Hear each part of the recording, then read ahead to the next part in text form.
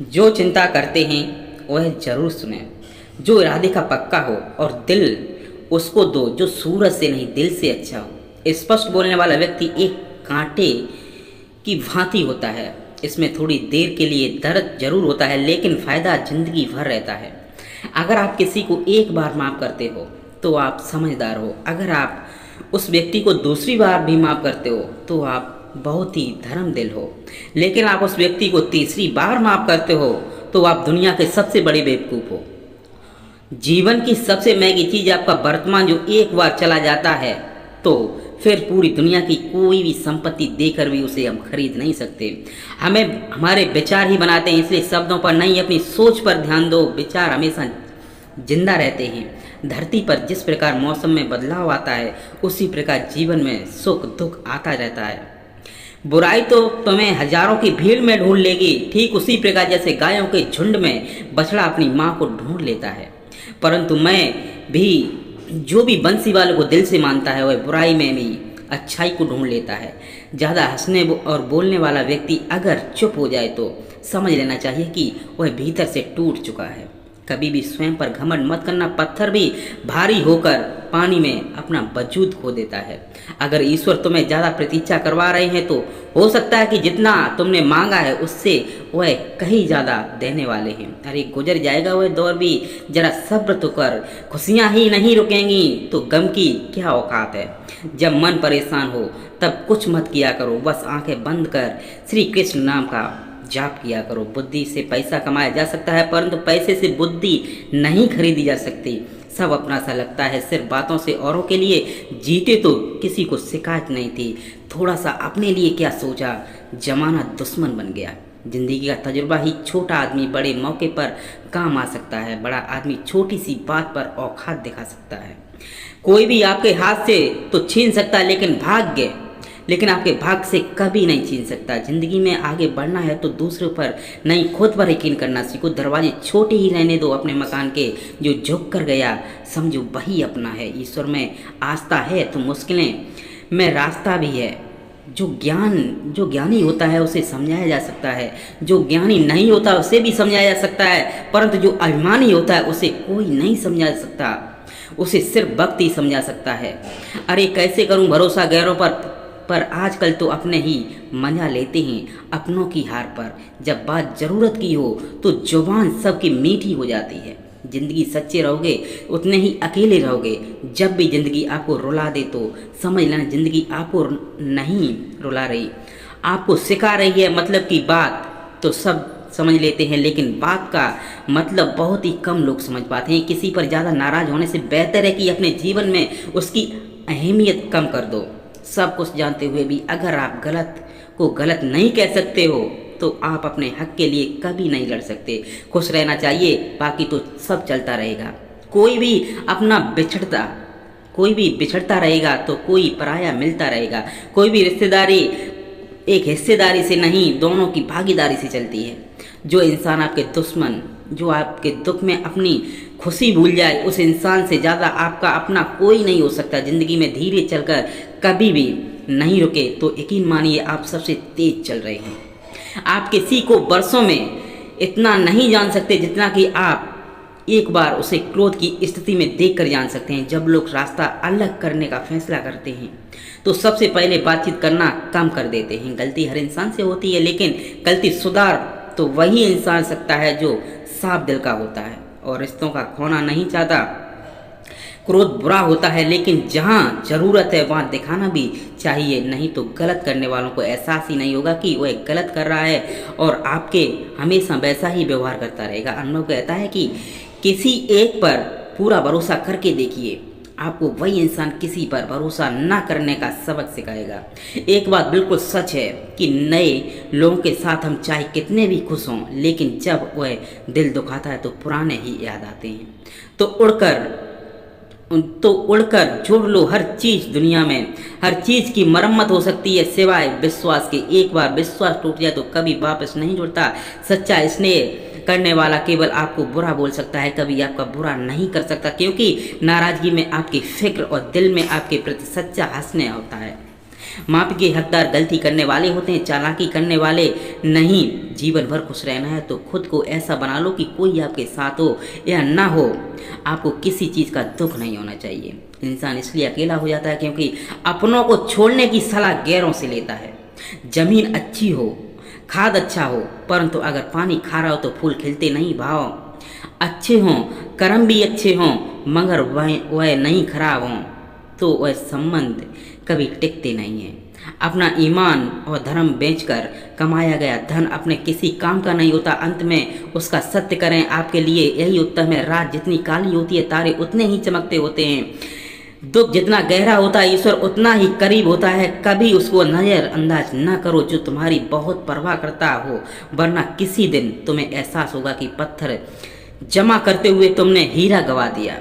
जितना आप जिंदगी में व्यस्त रहोगे उतना ही देखना मस्त रहोगे। बात कड़वी है मगर सत्य। जरूरत पड़ने पर लोग बिना रिश्ते के रिश्ता बना लेते हैं और जरूरत खत्म होने के बाद बने हुए रिश्ते से मुंह मोड़ लेते हैं। जिंदगी में मित्र और चित्र अगर दिल से बनाओगे तो उनके रंग जरूर निखर के आएंगे। जो समझ ना सके उसके साथ समझौता ना करो। इससे अच्छा अकेले रहो। कम से कम सुकून इस बात का रहेगा कि कोई है ही नहीं तो समझेगा क्या। कहो आजकल लोग दिल से जी हुई इज्जत से खुश नहीं होते। भिखारी की चापलूसी करने वालों से गर्व महसूस करते हैं। विश्वास करें, परंतु माँ और ईश्वर के सिवा किसी पर लुट जाने के बाद चाहे कसूर किसी का भी हो, रूठ जाने के बाद कसूर चाहे किसी का भी हो, बात वही शुरू करता है जो बेहद प्रेम करता है। भले ही जिंदगी में अकेले रह लेना, लेकिन जबरदस्ती किसी से रिश्ता निभाने की जिद मत करना। अगर आसमान वाले के साथ आपका रिश्ता अच्छा तो जमीन वाले आपका कुछ नहीं बिगाड़ सकते। सांपों के दांत में, बिच्छू के डंक में और इंसान के मन में जितना जहर भरा है कोई नहीं बता सकता। इनसे हमेशा सावधान रहें। सत्य को सिद्ध करने के लिए किसी भी जिद करने की जरूरत नहीं है, क्योंकि सत्य खुद सही समय पर स्वयं सिद्ध हो जाता है। जिंदगी में दो चीज़ों का कभी घमंड मत करना भाई साहब। गरीबी आते देर नहीं लगती और चेहरा किसी हादसे में बदलती जरा भी सी वक्त नहीं लगता। प्रेम से भरी हुई आंखें और श्रद्धा से झुका हुआ सर, सहयोग करते हुए हाथ, सन्मार्ग पर चलते हुए पैर और सत्य से जुड़ी हुई जी ईश्वर की पसंदीदा चीज़ें। अगर आप सही हो तो गुस्सा होने की आपको ज़रूरत नहीं है, पर अगर आप गलत हो तो आपको गुस्सा होने का हक नहीं है। धोखे में जीने से अच्छा अकेली से सुकून से जियो। अपने आप पर भरोसा रखो। तुम्हारा किस्सा एक दिन जरूर कहानी बनेगा। मजाक और पैसा सोच समझ कर उड़ाना चाहिए। संघर्ष ही जीवन है, इससे डरना नहीं लड़ना सीखो। एक बार नींद टूटेगी तो चलेगा, लेकिन कभी अपने सपने मत टूटने देना।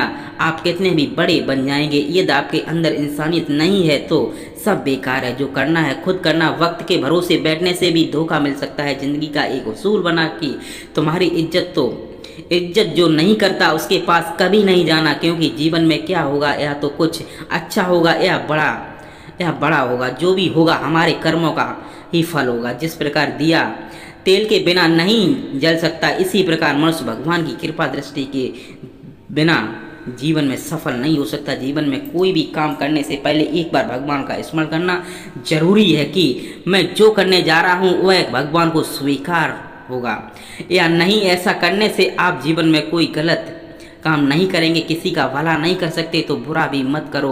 यदि सम्मान नहीं कर सकते तो बेवजह अपमान भी मत करो। तुम किसी की जिसकी जितनी परवाह करोगे उतनी तकलीफ आप पाओगे, और जिस दिन तुम लोगों की परवाह करना छोड़ दोगे लोग तुम्हें तकलीफ देना छोड़ देंगे। क्या लेकर आए हो और क्या लेकर जाओगे, यह जीवन 2 दिन का मेला है। एक दिन सब यहीं छोड़कर जाओगे। समझदार व्यक्ति कभी बदले की भावना नहीं रखता, क्योंकि वह जानता है भगवान सही कर्म और सही समय आने पर सबका हिसाब करते हैं। जबरदस्ती मत मांगना।